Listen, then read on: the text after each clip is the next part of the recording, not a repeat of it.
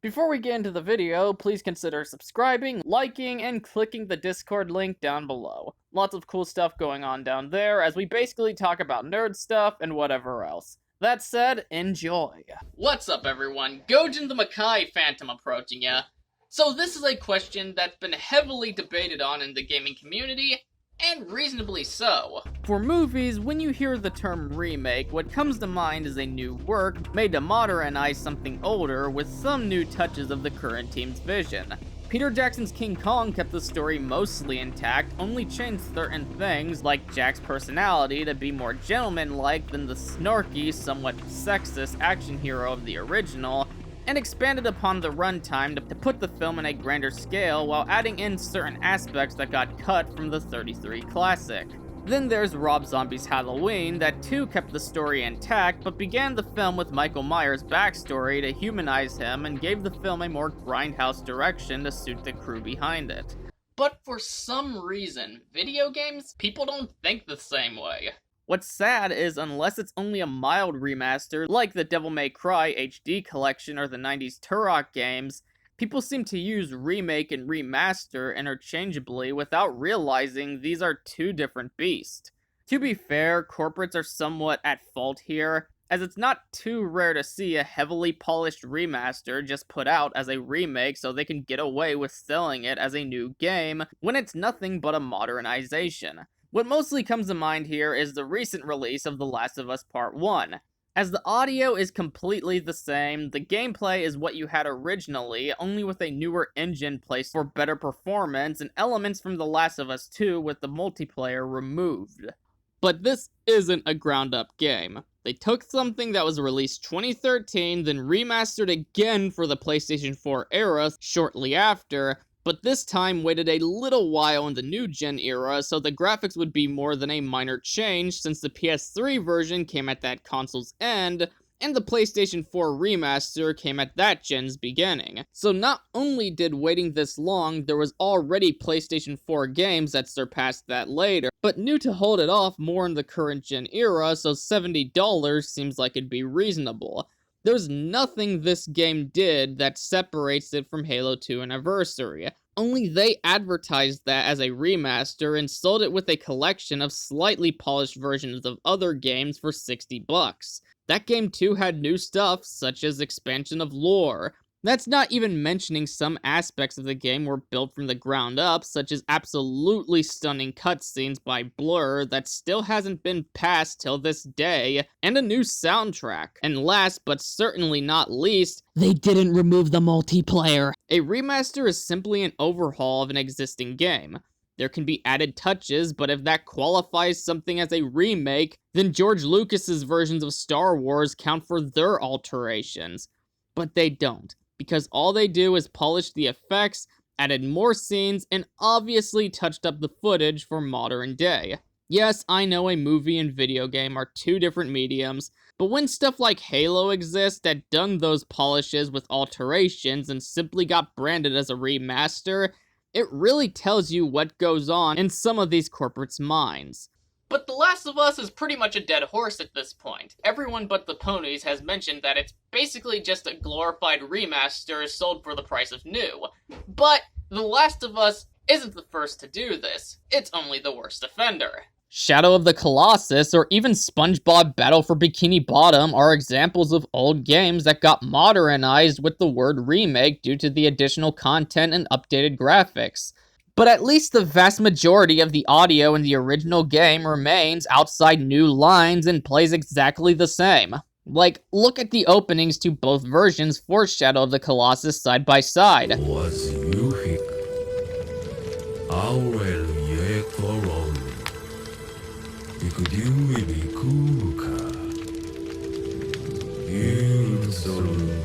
The lines are the exact same, the delivery is the exact same, and the music is the exact same.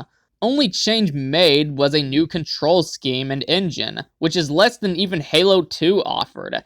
Now, to Rehydrated's credit, the game was sold for something like $40 on release, but that's not the point I'm making here. These games can all be played as a quote-unquote alternative to the original works. They're the exact same game brought to modern day and more, though there's no reason to return to the old releases unless you want to fully go back and enjoy what that era offered without the modern polish. Make no mistake, it's not like these aspects couldn't have been polished instead of built from the ground up. You can do high-definition remasters of the original soundtrack, you can do high-definition remasters of the original cutscene visuals, and you can polish the old control schemes enough to fit in with modern day. But in these situations, they were modernizing these games and thought, you know what, let's do them like this instead.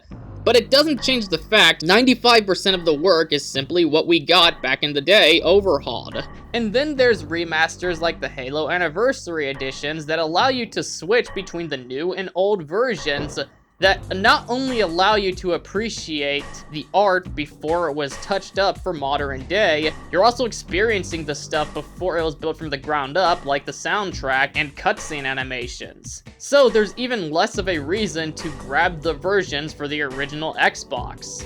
A remake is something built from the ground up completely, or at the very least, mostly new. Dead Space, for example. It stays faithful to the old ones with the gameplay mechanics, the art style, and even the story. But some scenes and missions are approached differently, and as a whole, our lead actually speaks, while the first game was going more for a character you can project yourself onto. There's still a reason to go back to that original game, since this right here is a new work that uses something older as its template. You're not gonna get any retro feel from this game since this is all new. You're not experiencing the art of the original crew who brought you that experience. You're playing a new team's effort based on it.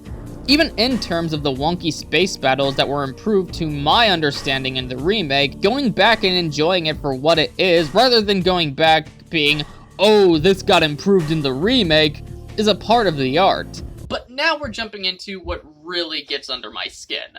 The replacement argument. Many of you probably are aware that games such as Resident Evil were remade in the early 2000s for new generation consoles, and that was treated like such a definitive version. It's the only one that got remastered and eventually sequels. This in of itself isn't a bad thing, because remakes deserve love too.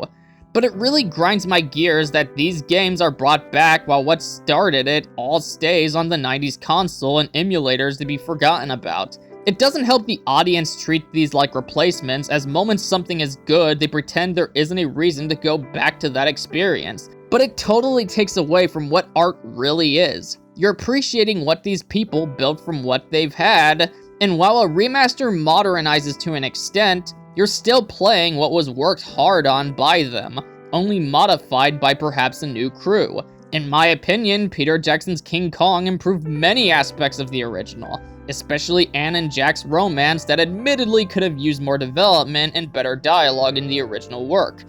But I still come back to that film because there's a difference between looking back and appreciating the art of that version and enjoying the modern day revision of it. I'm personally hyped for the Silent Hill 2 remake, but I have no intention to drop the original game, and it's honestly a fear of mine that the game will be treated as an alternative, shot for shot like the Psycho remake. Only while that got backlash for trying to serve as a replacement, this will actually be seen as the definitive version of the game. People will forget what made this remake possible to begin with, and nobody will experience what made it so good from the start. Luckily, I don't think that'll be the case, since most remakes realize they have to give themselves some identity of their own, but since the first isn't being remade beforehand, something about that rubs me the wrong way. However, we do have Silent Hill Shattered Memories, which wasn't a remake, but a reimagining of the original, so I do hope that this is more so a continuation of that, as one, it would be cool to actually follow up that story with at least a remake of the second game, or two, it also lessens the chance of this serving as a replacement. But we'll see. It's probably gonna play similar to The Evil Within, the Resident Evil remakes, and so on, and the crew will probably make whatever story changes they feel would benefit the game. So we already discussed building elements from the ground up doesn't automatically make your game a straight-up remake. However, there's cases that sort of blur the line between what qualifies as a remake and a remaster. A big one that hits me is Black Mesa. This is a weird one, as Black Mesa was originally made as a mod for the first Half-Life game till Valve gave them their blessing to sell it its own thing. So by default, that makes it an overhaul, right? Well, in areas, yes. As stuff like the graphics and character models are basically just touched up versions of the original, as is the gameplay to make it feel more modern.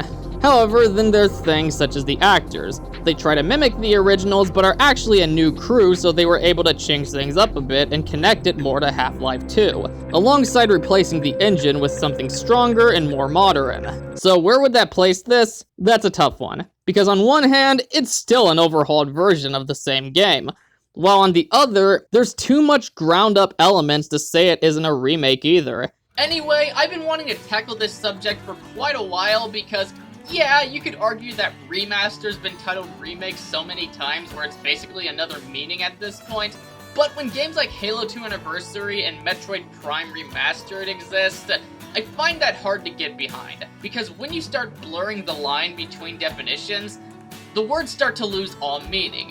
But that said, please comment your thoughts down below, and if you enjoyed it, smash that like button, share it around, and subscribe. This is Gojin the Makai Phantom, leaving the building.